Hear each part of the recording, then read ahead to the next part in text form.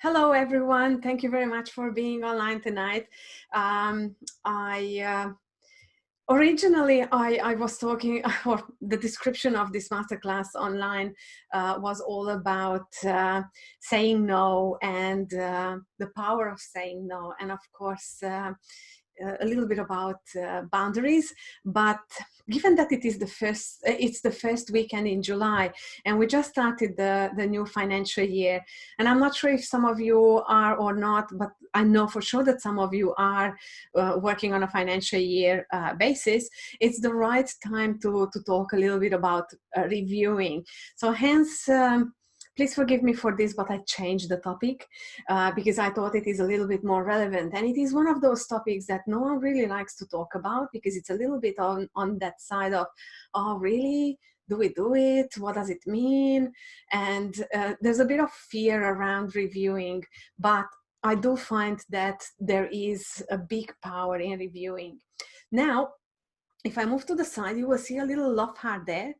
And I can't do anything about it. It happened in the afternoon too. But that's pretty much my younger daughter Luca, and she just made me a little love heart, and it says in Hungarian, "I love you." So you'll have to deal with it because it seems like it's going to stay there. Anyway. So let's talk a little bit about the power of reviewing, and I really hope that you don't mind that I changed the topic because I think it is a lot more relevant to all our businesses, and I think that we're not talking enough about reviewing and about the power of reviewing. So let's start with the beginning. Before we even talk about reviewing, I think we first have to start to talk about goals. Why? Because there's nothing to review unless you have some goals set. Would you agree with me? And please not to me if you agree with me. But I think the three things that we always talk about when it comes to goals is setting them, writing them down, and reviewing them. And it's a funny thing because if you look at what's written out there about goals and goal setting, you'll find that everyone talks about the fact that most of the population, adult population on Earth, it does not have any kind of goals. So if you have some goals already, then you are already in a select few. But what I found that it's even worse. Many of us do set goals and then never write them down. We kind of keep them in our heads. And of course, the most powerful thing is when you're not just writing them down, but you actually review them on a regular basis. And you'll find that there is a huge power in doing so. It's an interesting thing because reviewing, it's just a word. It's more about tracking how you do with your on the road to achieving your goals. It's all about tracking your numbers, tracking where you are at, tracking what's happening on the journey to achieve your goals. What I found as interesting statistics, though, is more about the power of when you do it and when you review and when you track your goals. It's really interesting because those two numbers are quite powerful. 96% of those people who actually do some sort of tracking, it's interesting that they achieve some of their goals. But they say that there is 41% of this 96 that actually hit all of them. I mean, how powerful is reviewing? Just by committing to doing the reviewing and tracking your goals and staying on top of them, you give yourself a 41% chance to actually hit your goals. And I guess that's quite powerful, and it should be a huge motivator for all of us to put some effort in it, to plan ahead and have time blocked out for reviewing and to look at our numbers on a regular basis. Now, here's an interesting thing. First of all, I was thinking, how about we think a little bit about why do we avoid it? And if you have any ideas or any other thoughts than what popped into my mind today when I created this quick PPT, then please put it in the Zoom chat so that I can see them maybe all of us can learn from it. But I think some of the reasons why we avoid it, I think, are related to fear. The fear of being faced with some numbers that we don't like. The fear that the numbers that we will find are so far away from the goals that it just makes it impossible to achieve. And the fear that the reality is so far from what we envisioned that it will actually paralyze us and it will send us into overwhelm. And you know what? The funny part is that this overwhelm is a little bit of the fear that we end up in the overwhelm sends us into this self-protection kind of space where we'd rather not look at it and not know about it than know about it and be scared of it. Would you agree with me? No? Yes? It's quite powerful because we don't really like talking about this topic. But also, I found that there's a bit of a not knowing how to even start. Not knowing what to use, how to go about it, how to look at those numbers, and the missing link sometimes is knowledge. And then, of course, the last bit that really popped into my mind was not understanding the value of tracking. Now, here's the thing: if you don't know where you are, then you just don't know it. But how do you grow if you don't have a baseline? How do you know that you have grown if you don't know that you were little first?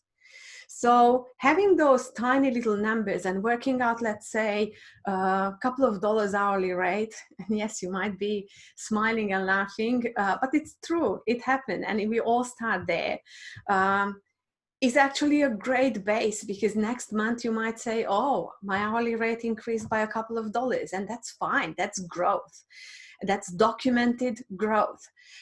So it's not a bad thing to have a baseline, and it's all about starting somewhere and going towards bigger things, achieving your goals, getting there and growing.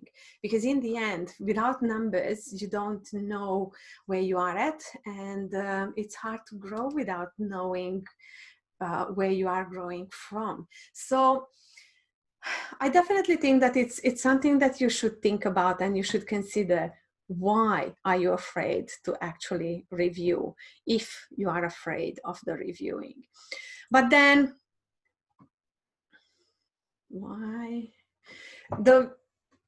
The powerful thoughts behind why should we do it is so much more. And I just listed a couple of the things that actually popped into my mind around the pro side of things.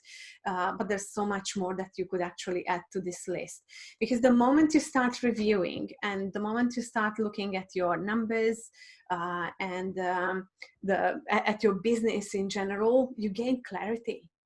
Suddenly you become proactive, because you knowing your numbers will prompt you to make changes, to review your bigger numbers, to look at why things happen.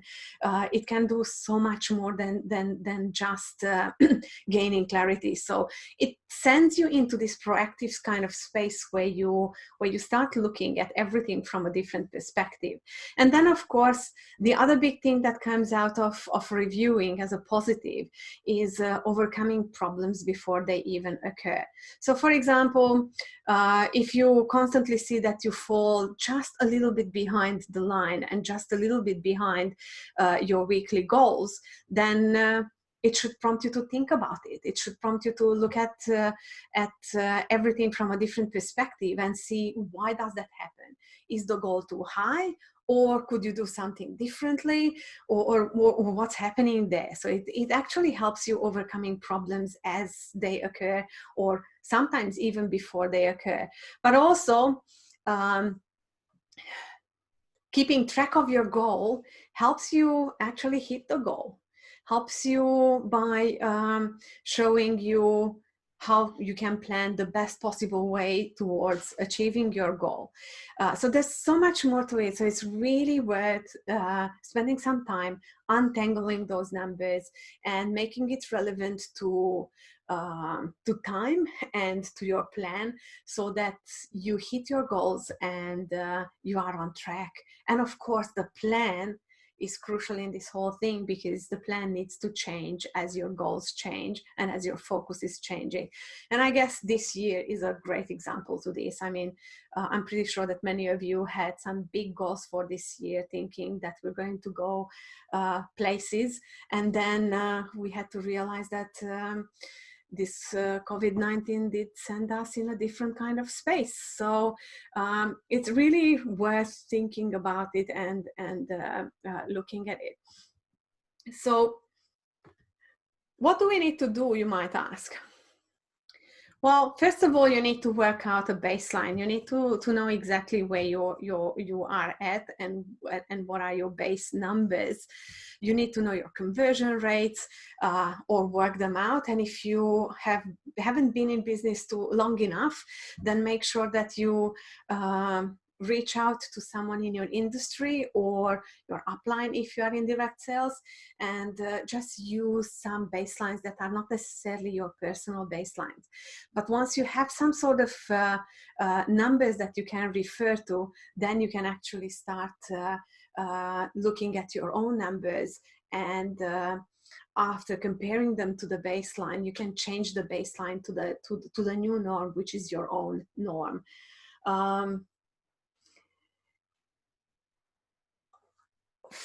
Tiana is asking if we should break down the goals down to monthly or weekly. Yes, Tiana.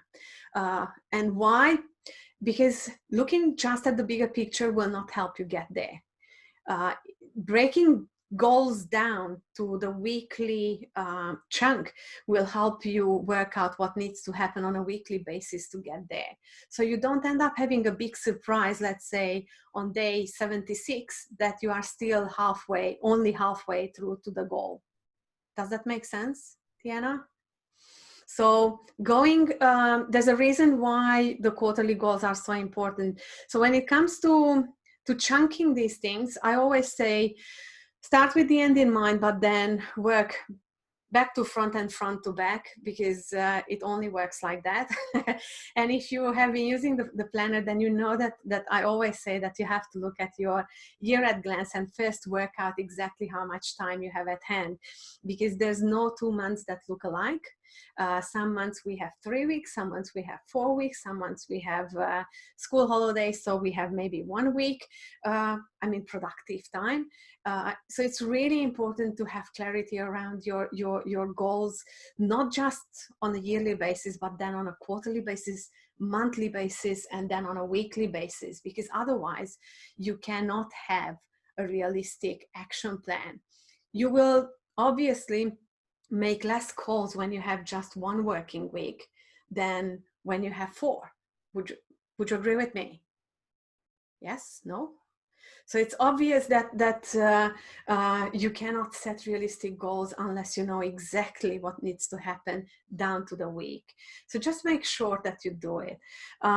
Also, when it comes to reviewing these numbers, make sure that you not just look at what the reality is, but then you go back and you assess the outcomes. You look at how do they refer to your baseline? Are they below? Are they over? Are you on track? You're not on track. It's really important to look at these numbers and make sure that you put them in perspective in your business. If they are below, but just by a little bit, then what can you do differently? Maybe you need to make more calls. Maybe you need more leads. Maybe you need to do more events. I don't know what, but it's worth thinking about how can you actually get closer and how can you close the gap. If you're over and you're over constantly, then that again should tell you something. Maybe your goals are not daring enough, so you could actually push yourself a little bit more and up your game and say, no, I can actually achieve a little bit more, and redo the whole goal setting game with the new baselines. So looking at numbers tells you a lot. But for example, if you are way behind all the time, then maybe your goals are too high, they are too ambitious, and they are not realistic given your circumstances. So you have to make sure that you take that in consideration. Or maybe you haven't done your year at glance the right way. So you are thinking that you have more time at hand than what you realistically have. So what I mean by this is that every time you don't hit, you're under or you're over a goal, it should tell you something. But if you don't work out your goals down to the week, then you cannot do that. You cannot work out this. Do you see what I mean? Yes? No? A nod would help. It's just a different way of looking at goals. And then of course, adjust your goals. And the last step in what to do is repeat. Repeat, repeat, repeat. Every week, when I create my weekly plan, I do look at my targets from the past week. And if I didn't hit them, I think about what can I do differently this week. Maybe I need to change, maybe I need to adjust, maybe it was just one of those weeks and nothing really worked. But if it was one of those weeks, then it's worth thinking, can I just simply shift my past week's goal leftover into this week? Or is it too big? I mean, just think about it this way. If you weren't able to do, let's say, $1,000 in sales for the past week, what makes you think that you will be able to do 2,000 this week? Does it make sense? So instead of sending yourself into overload and set yourself an unrealistic, overwhelming goal, you could say, no, I'll put back the 1,000 into the big basket and redistribute it over the remaining weeks for the year, so that this week, instead of doing 2,000, I only have to do, let's say, 1,100, which is not that unrealistic if the $1,000 originally was an achievable goal to start with. You see the way that I think when it comes to reviewing? So it's really all about working organically with your goals, because otherwise you will end up having a total disconnect from them, and you will never be successful because you will never have a real connection with your goals. Now, lost my slides. So the key is consistency. It's like, that staircase that you cross the same points, but you're always a little bit higher. You see that? It's really doing consistently exactly the same. Doing the planning properly, looking at your numbers on a regular basis, keeping an eye on your business's health. Because knowing your numbers, and you might hate me for this, but I honestly believe that you cannot run a healthy business without having clarity around numbers and where you want to go. And numbers meaning not just dollar signs, but numbers meaning number of calls, number of sales, number of workshops, number of classes, number of phone calls that you need to make, number of cold leads that you have to have, number of hot leads that you need to have. There's so much that it's worth checking in with and using them in your favor to help you get you closer to your goal. And not all of them will be relevant at all times. But depending on where your focus is, you need to pick and choose which numbers you are working with and working on. it's really important to have a bit of clarity around it. So just make sure that you consistently keep an eye on what's happening in your business and where you are heading. Now, how does a planner help? And in the end, this is where we tie it back in.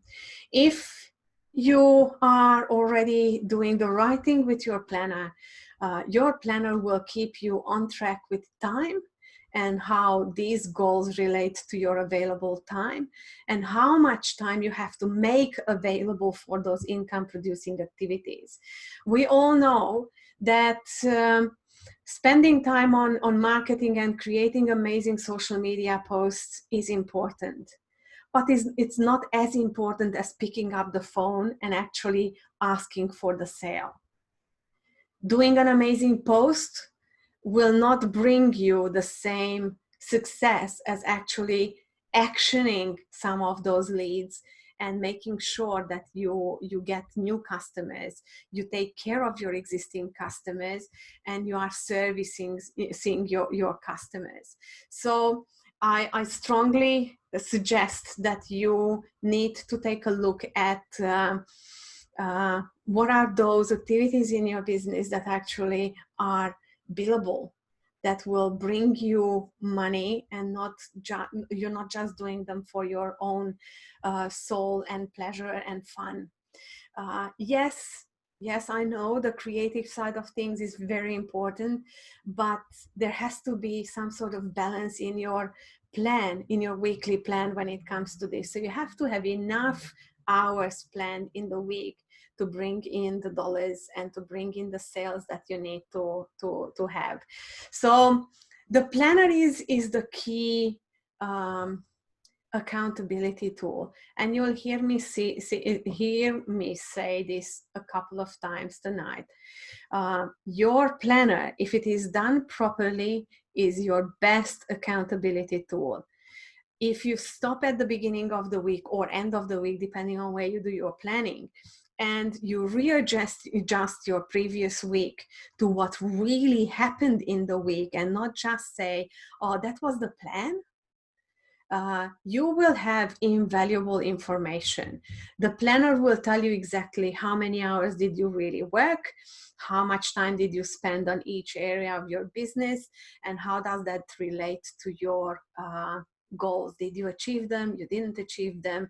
What is the ratio between the hours that you've put in and the sales and the dollars that came in? So there's a lot of things that you can find out from the planner, but it all starts with making sure that you are adjusting the planner to what really happened.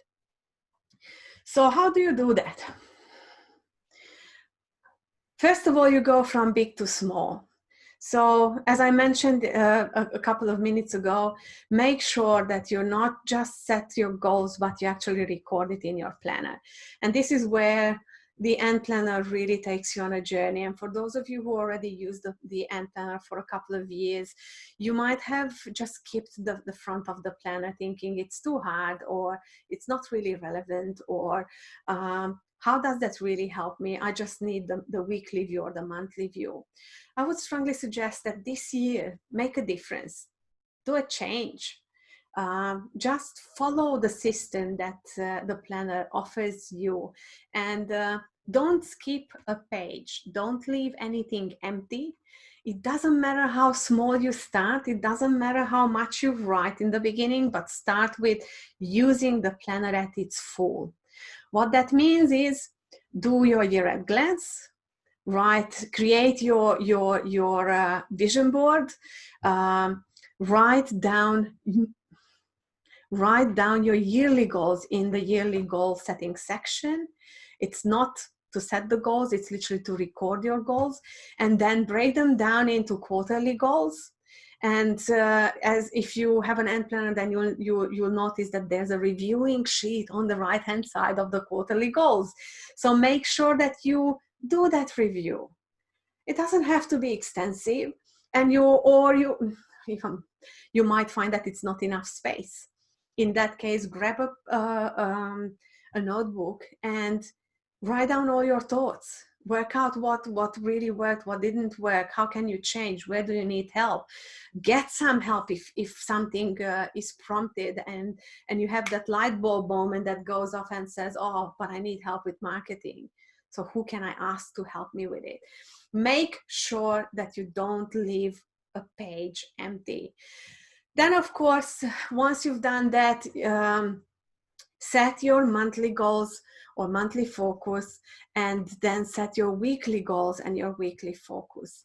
I find, and honestly, you've probably heard me say this before, or at least some of you heard me say this before, the weeks when I do not set goals in my planner, the week goes by and I have no clue what I've done all week, because there was nothing that would keep me focused.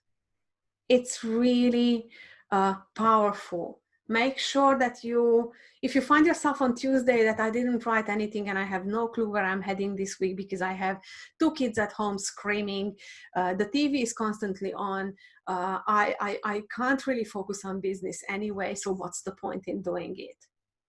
You'll still find 5-10 minutes here and there. You will still find 20 minutes here and there to spend on your business. Make sure that you honor that. And instead of saying, I don't have any goals for this week, one of the boxes can say something funny like survive this week. And it's okay. It's really okay. And it's a valid goal when you have kids at home, it's school holiday, and you're trying to run a business. Surviving is just a fabulous and awesome goal. But you could set yourself smaller goals for that week and say, okay, I can't make my 50 goals, but I can make 5. I can still check my website. I can still check social media with a purpose, not just to scroll through endless posts. I can still do some things around business, even though I'm a mom and I have to cater for my children's needs, and that's perfectly fine. So make sure that you don't leave those boxes empty, even if you think that it's a waste of time. And you'll find, and please let me know if you find this down the track, you'll find that things change. You'll find that at the end of the week, there's some sort of satisfaction when you tick off and you say, yep, I survived this week. Yes, I actually made 5 calls. Yes, I actually achieved a little bit here and there. It's such an amazing and powerful feeling that will lift you, and it will empower you, and it will make you forward, and it will help you be even more productive and to find creative ways to sneak in work when you have children at home. So what I mean by this is that it's worth doing it. And if you don't have children at home, then again, for those of you who have children at home, trust me, it's as big of a problem as having them at home, because you can get lost in all the time that you have. And as a general rule, I think Murphy said that if you have for a task 5 minutes, you'll do it in 5 minutes. But if you have 20 for the same task, it will take actually 20. So time kind of stretches when it comes to tasks. So it's not easy, but having some clear focus always helps. And it helps you get there, and it helps you get through the week in a productive way. And it will keep you focused, and it will actually show you that you've done things, which is quite amazing and powerful. Now, the second bit is when you go from small to big. And I know that no one really thinks about it, but this is where you start doing the review, because you can't review from big to small. You can only go backwards. You first look at your weekly review, you look at your tasks, you look at your to-do list, you look at your goals, you look at your numbers, you look at the hours that you invested in your business, you readjust your view, you find out your new numbers, and then of course adjust the planner to reflect your reality. And it just goes backwards, and if, depending on what's happening with your goals, if they are very different to what your original set set of goals was, then you move one level up. You look at your month. How does that affect your month? Are you very much off when it comes to the bigger picture? Because let's say you're in week 3 and you've done really well in the first 2 weeks, so you can afford to be a little bit short in week 3. Or you had really terrible weeks beforehand, so obviously the goals are not realistic in the first place. And in that case, you have to move again upwards towards your quarterly goals and check in with your quarterly goals. Is this month out of place? And I had 2 amazing months before, so this 3rd month, I can afford to be a little bit slower, lazier, just not be on top of my ball game, allow myself to let go and let down. Or all of them were really bad, and I need to do something about it. And in this case, you have to move up. So you see how we went from small to big just through reviewing. It's really important to do it. So that's pretty much the 3rd step. When you are following the system and you look at whether you are on track, whether your goals are realistic, can you catch up, and can you make those adjustments. Now, it all starts and it all ends with your plan, and always creating new goals that are pretty much working with your the plan, and the goals have to be connected, and the goals, you need to adjust them to what's happening in your life. So that's pretty much it. The 30 minutes are pretty much up. But check out our programs, workshops, one-on-one coaching and team coaching. If you need help, reach out. Please don't struggle alone. Let us know that you need a bit of help and you don't really know how to tackle this whole thing. And make sure that you're not alone on this journey, and let us know if we can help. And of course, let's get you an extra 10 hours a week, and reach out to either Kirsten or myself.